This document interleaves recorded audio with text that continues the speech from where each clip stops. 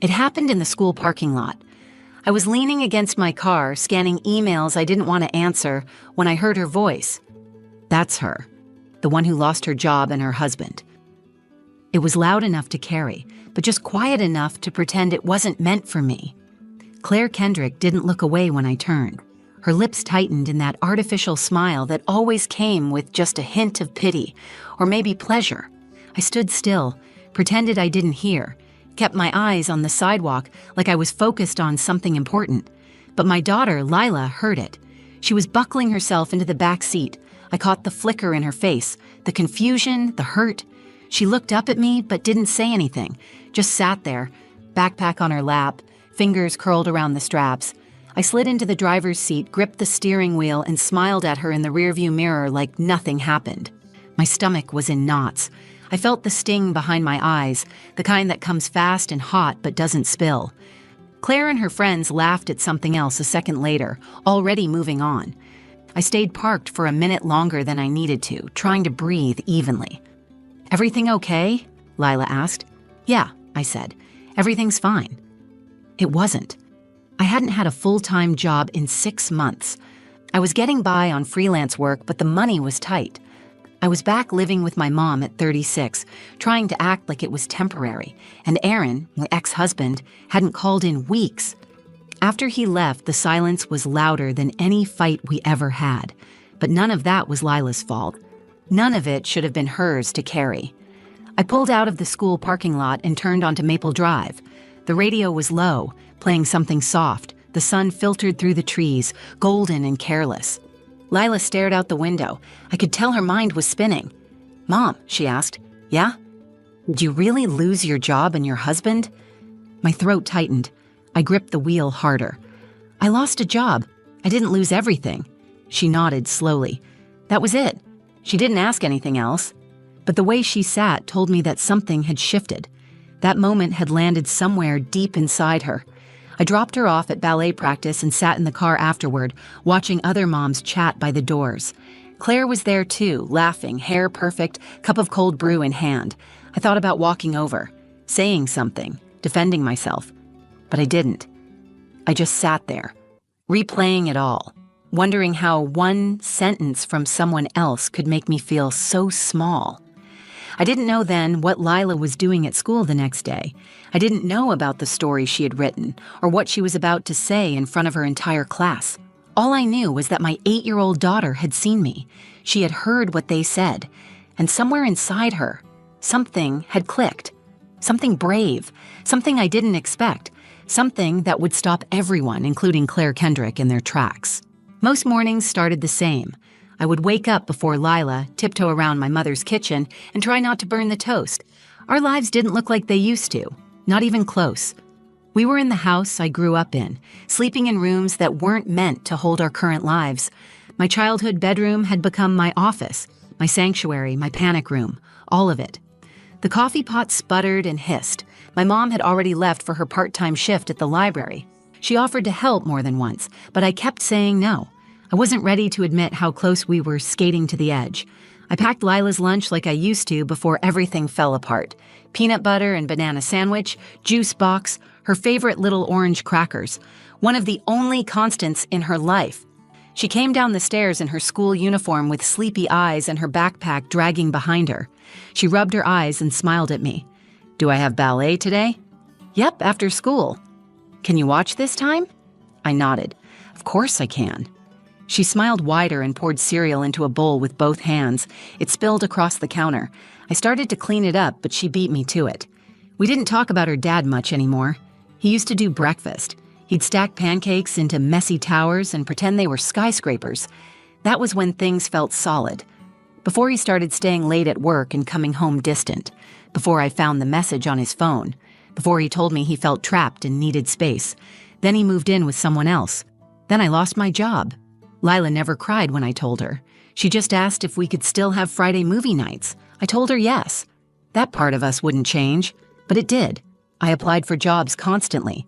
Marketing positions, admin work, customer service roles I hadn't done since college. No one called back. The longer the silence stretched, the heavier it felt. I told myself I was taking a break, that I was being selective. but I was scared. I didn't know what I wanted anymore, or if I was even worth hiring. The school pickup line had become a daily ritual I both dreaded and depended on. It was a reminder that I still had somewhere to be, someone counting on me, but it was also where I saw all the pieces of the life I used to have, reflected in other people's smiles, the conversations I wasn't part of, the invitations I didn't receive. Claire Kendrick was always at the center. Her husband owned a local real estate firm.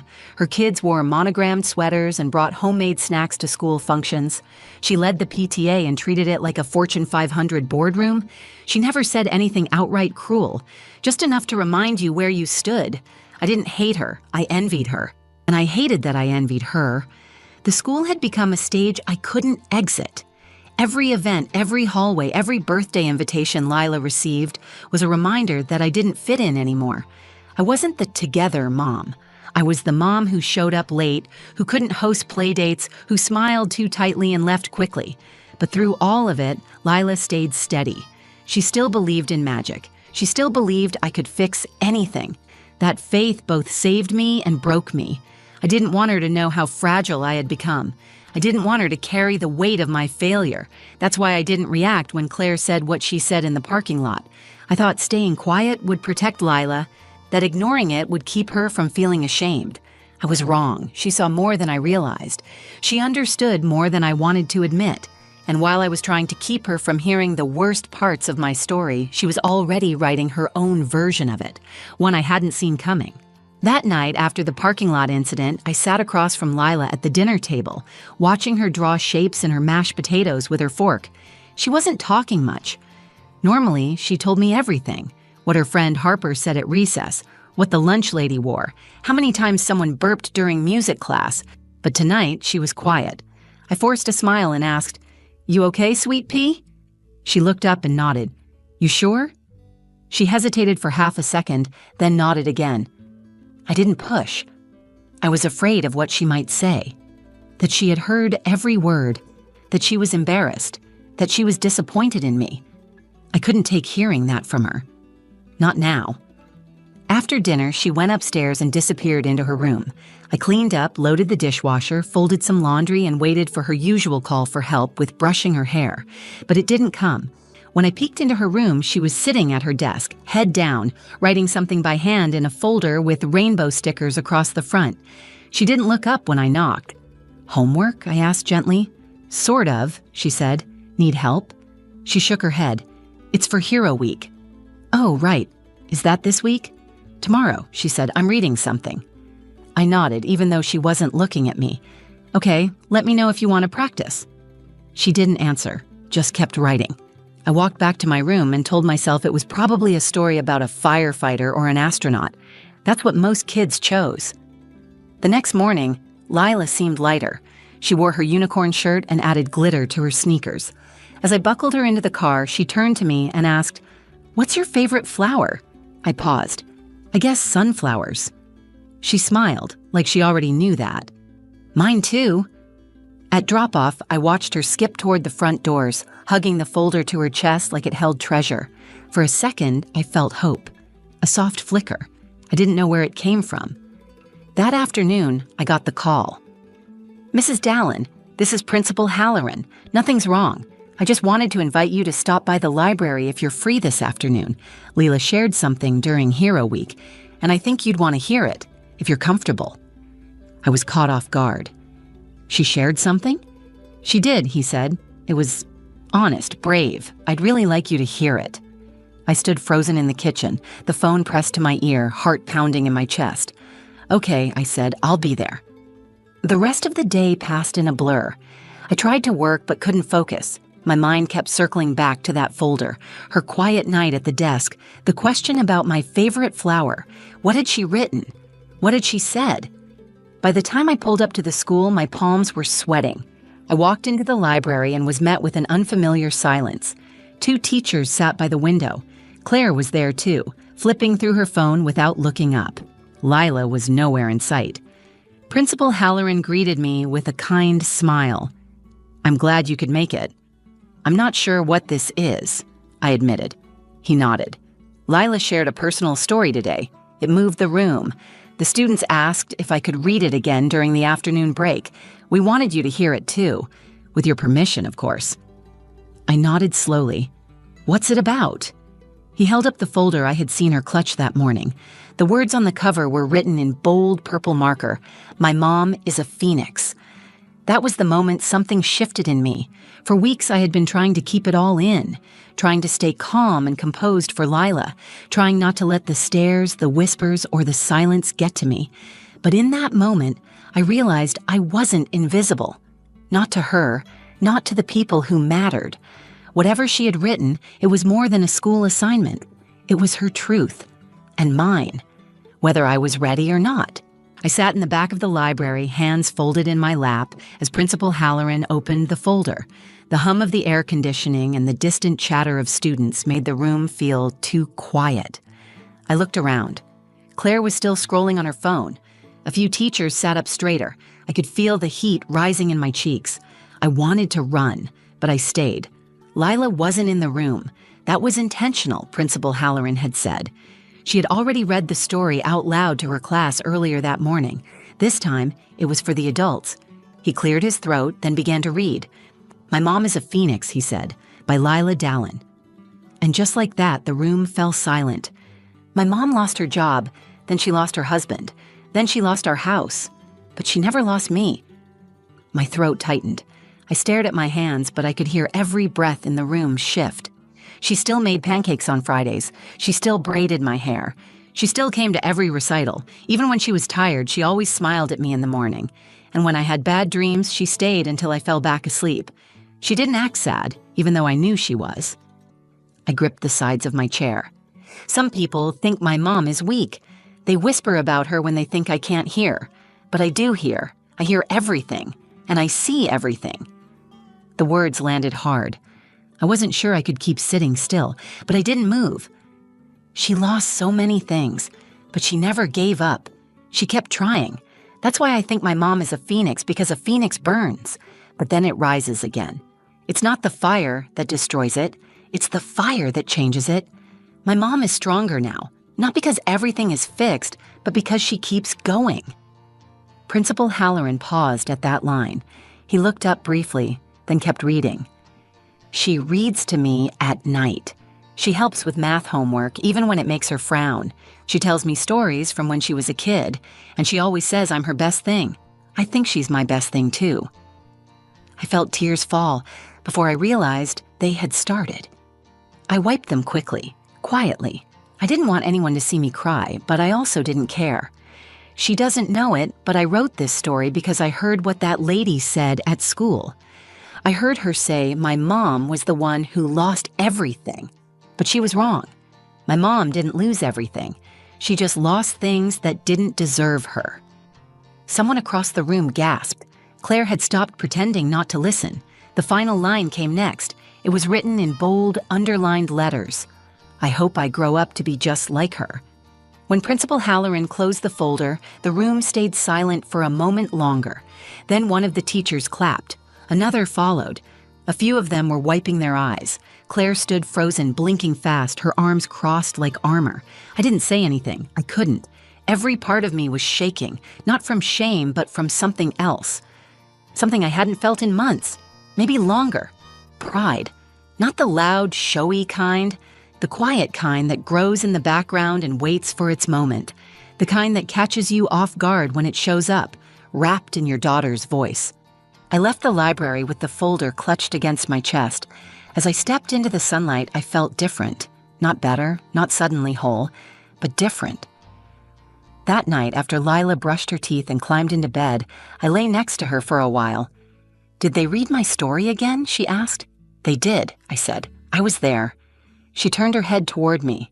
Was it okay? It was the bravest thing I've ever seen. She smiled and closed her eyes. I watched her breathe, steady and safe. And for the first time in a long time, I felt like maybe we were going to be okay. Not because everything was fixed, but because we were still here, still trying, still rising. The next morning, I woke up before Lila and sat at the kitchen table with the folder open in front of me. Her handwriting covered every inch of the page, colorful and determined. She had drawn a phoenix in the corner, wings spread, rising from red and gold flames.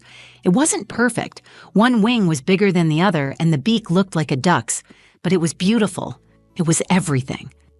I didn't drink my coffee. I just sat there staring at that drawing. That was how my daughter saw me. Not as broken, not as the woman other people whispered about, but as someone who kept rising no matter what. When I dropped Lila off that morning, something had shifted in the way people looked at us. 2 teachers gave me warm, real smiles. A dad I'd never spoken to before held the door open for us. Claire stood across the parking lot, holding her coffee tighter than usual. She saw me. I saw her. She didn't say anything. Neither did I. I didn't need to. Later that day, I got an email from Principal Halloran. He asked for permission to print Lila's story in the school's weekly newsletter. I stared at the screen for a long time, not because I didn't want it shared, but because I knew once it was out there, everything would be different. Not just for me, but for Lila, for how people talked about us, for how I talked about myself. I said yes. By Friday, everyone had read it. At ballet practice, one of the moms I barely knew came up to me and said, "I read your daughter's story. It was incredible. You're doing a great job." I didn't know how to respond at first. I smiled. I said thank you. But inside, something cracked open and released the air I'd been holding for months. That night, Lila and I brought back Friday movie night. We sat on the couch with popcorn and a blanket. She picked the movie, some animated adventure with singing animals. I didn't care. I watched her instead. After the movie, she looked at me and said, "Did I embarrass you?" "No," I said. "You did the opposite." "What's the opposite of embarrassing?" "You made me proud." She leaned her head on my arm and nodded like she already knew. That weekend, I updated my resume. For real this time. I didn't stare at the blank document until I got overwhelmed and gave up. I filled in every job, every project, every freelance gig I'd taken just to keep us afloat. I listed all of it, even the small things, because they weren't small anymore. I applied for 3 positions, not out of panic, out of belief. Not just because I needed work, but because I was ready to stand up straight again. On Monday morning, an email came in, an interview. The company had read one of my blog articles and wanted to talk. It wasn't a guarantee, but it was a start. Lila saw the smile on my face and asked what happened. I told her. She gave me a high five, then grabbed a granola bar like it was just another Monday. But I knew better. It wasn't. After school that day, she came out of the building with a piece of paper in her hand. She waved it in the air before she even reached the car. "I got picked for Student of the Month." I laughed. A real one. The kind that comes from your stomach. We celebrated that night with dollar store cupcakes and paper crowns. I let her stay up late. We danced in the living room.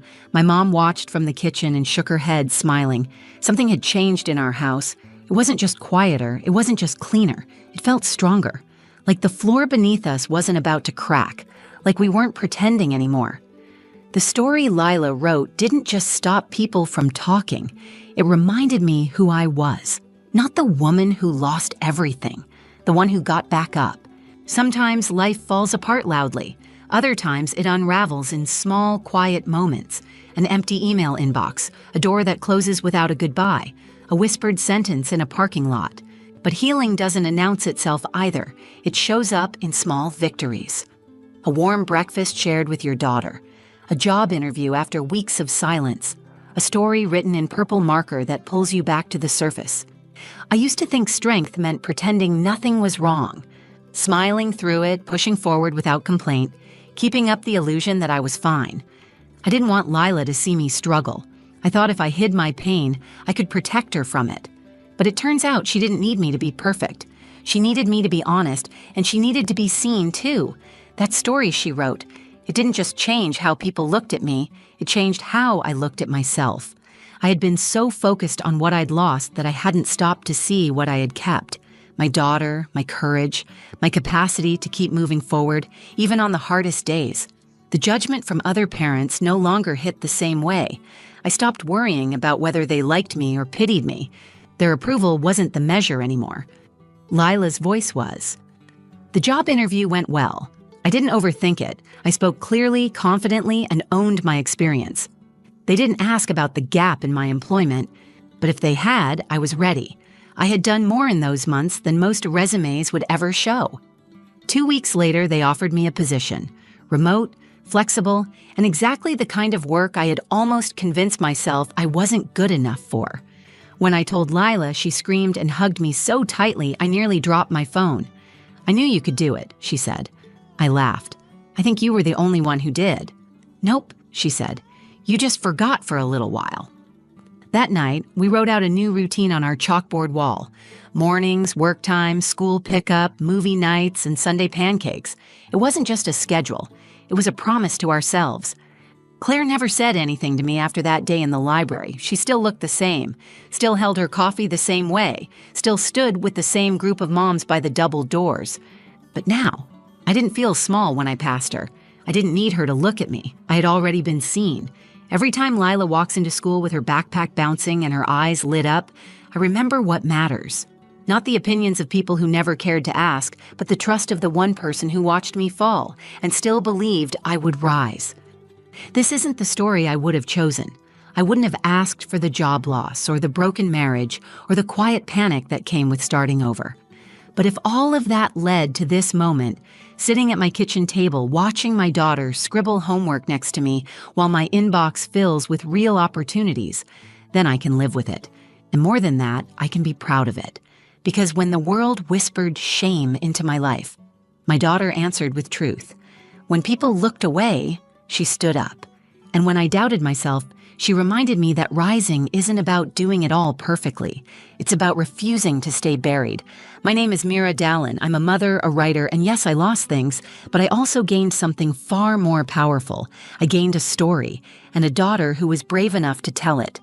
If this story touched you, if it reminded you of your own strength or someone else's, take a second and like the video. Share it with someone who might need to hear it today. Maybe they're in the middle of a hard chapter. Maybe they're just waiting to rise. Leave a comment below and tell me, who's your phoenix? Or when was the last time you got back up? And if you believe in real stories that show the beauty in struggle, in hope and quiet courage, subscribe to the channel. There's more to come. Thank you for being here, for listening, for staying until the end. I'm Mira, and this was my story.